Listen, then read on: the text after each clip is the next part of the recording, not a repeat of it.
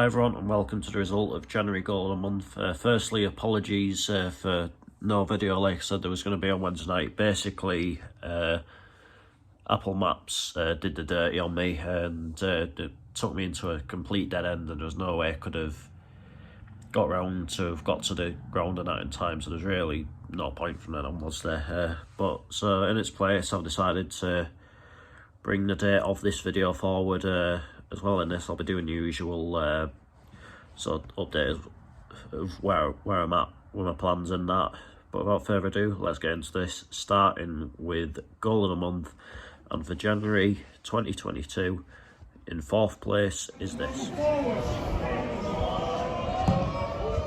Oh, I'll tell you what, that is a cracking free kick. York are right back in this now. So a young York team, well beaten on the night by Whitby, but all the same a really good free kick into the far corner. Not much of a chance for the keeper there, was there? So yeah, that is 4th place for this month. And in 3rd place, you've gone for this.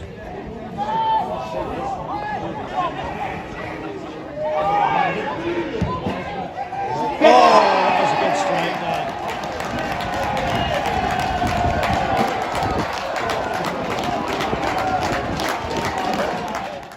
From the same game, this was actually settled on a tiebreaker in the vote, which ultimately, for 2nd place, which ultimately it lost. But also a really good strike there by the Whitby player into the far corner. Sort of maybe sort of through the bodies and that as well. Not the easiest strike to pull off. So it's a really good finish there. But in 2nd place is this. Oh, good free kick.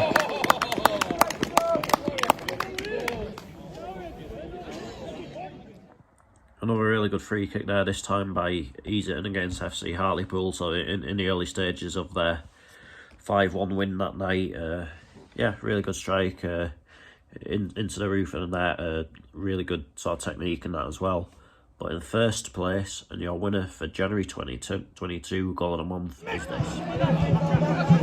Go on! Yes! What a strike that is! Get in! Come on! What a hit that is! So Adam Campbell's goal for Gateshead at Bradford Park Avenue, winning the vote, a bit of a counter really. And to be fair, it was a really good strike. I thought at the time, to be honest, it was probably would sort of go on and win goal of the month there, but it was close this month. I think obviously the goal that Redcar Athletics scored against Grangetown, the free kick that could have easily made it into the nominees, but I think I sort of left it out because it was sort of impacted by the wind, as sort of a lot of my games have been recently. But anyway, Gateshead once again have won the goal of the month competition. Rapidly moving on, so we're going to have a sort of usual chat about what's to come for the channel in the next few weeks and that. I'm at a point now where I'm looking at my stats for the season on the Footballogy app, and I'm a little bit disappointed with my lack of new ticks so far, so I'm going to try and get as many of them as possible in before the end of the season. I think realistically you're probably looking at sort of from mid-March when this will start to come in, obviously when nights start getting lighter and that, and yeah, the nights start getting lighter. Sort of grassroots leagues will start playing midweek matches, and as well, Gateshead. Also, I've got 3 more grounds to tick off in National League North: Gloucester, Boston and Brackley. Gateshead obviously play Gloucester on the 12th of March, Boston on the 19th of March, and Brackley on the 2nd of April. So they'll all come pretty quickly, which should get my new tick count up. And as well, I want to do more Football League games, and I've not done that many at all this year. I've got 3 penciled in so far, and they are Sunderland against Fleetwood on the 8th of March, Birmingham against Middlesbrough on the 15th of March. Obviously said last month that that night was basically between Man United against Atletico Madrid or Barnsley against Bristol City, but I've looked into it and I think Birmingham against Borough is a good option, to be honest, because obviously I'm based in Middlesbrough. I can easily just get the coach from the Riverside down to St Andrews. As I'm under 25 still, I've looked into Birmingham's ticket prices and I can basically get a ticket on the cheap, like maybe like 15 quid or something like that, which for the Championship's really good. Considering some places I go to in the National League North, I have to pay that. You cannot complain at all, so that seems a bit of a no-brainer. Of course, unless for whatever reason Gateshead have a game rearranged for that night, but as it stands, obviously we're not like the only sort of things that could affect our games now are COVID and the weather.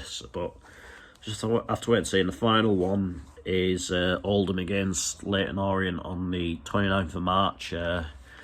Two great clubs there, in my opinion. It's really sad to see what's sort of happened to Oldham. It's like the way their owners are and that. Bit of a fact about them is if they get relegated, they would be the first team to have played in both the Premier League and in non-league during the Premier League era. So obviously they'll be hoping to avoid that. It's been a ground I've been wanting to go to for a while, to be fair. As for other things, Rugby League will be returning to the channel. Obviously the new Rugby League season started now, and as it happened, Newcastle Thunder have been drawn to play York City Knights away in the Challenge Cup at the end of this month, so I'll be going alongside, as it will be the Sunday, because obviously York City FC are playing at that stadium on the Saturday, and as well there'll be another. I'll also be going to watch Thunder play York Knights away on Easter Saturday as well. It's a Saturday evening game. Gateshead, as it's Easter weekend, will be playing on Good Friday and Easter Monday as usual. So I think that day I'll probably do a sort of a York League game in the afternoon and head over to the Monks Cross Megadome for the 6 o'clock start. As well, Newcastle Thunder against Widnes on Monday the 4th of April. That's penciled in, obviously. From there, we'll just have to. It's just going to be a case of wait and see for the rest of the Rugby League season. Obviously, I'd like to do some more Rugby League games as a neutral. I'm not going to lie. So just have to sort of have a look and see what I could do. In terms of football, not a lot's sort of changed really. I'm still aiming for Gateshead 100%. That is maybe looking like now, if I'm going to do a European trip, it will be basically either be the last weekend in May or the first weekend in June. One of the things I'm looking at is maybe heading to Berlin and sort of doing some of the sort of Berlin Regional League games there, because there's some pretty unique clubs there. I think there's one game specifically. I think it might be on the 29th of May, something like that. It's between a team for the Croats based in Berlin and a team for Turks based in Berlin, which could be a very interesting one to go to. So yeah, and as well, obviously keep an eye on the situation with who's likely to get into the playoffs in sort of both England and Scotland. Obviously, depending on Gateshead as well, if could be potentially another opportunity to go to Motherwell after the split. So it's all sort of up in the air for May at the minute, but I'd say to a large degree, I'm as good as sorted up until the 7th of May, which is obviously Gateshead's last league game of the season. From there, it all just sort of depends on whether we're in the playoffs, who else is in the playoffs, etc. in terms of what I do. But the start of June, what I've got in mind now is I might go to one of the UEFA Nations League games, depending on like depending on what I decide to do. I think one of them I'm looking at maybe Italy against Germany. I think Czech Republic against Spain's one. Spain against Portugal's another. So there's plenty of options. So I'll just have to wait up and see what's best, really. But anyway, that is that for this video. I'll be back tomorrow with a huge game. It is Gateshead versus AFC Fylde. You'd have to say at this point it is more of a must-win for Fylde than it is for us. Especially if we beat them, then we're 10 points ahead of them.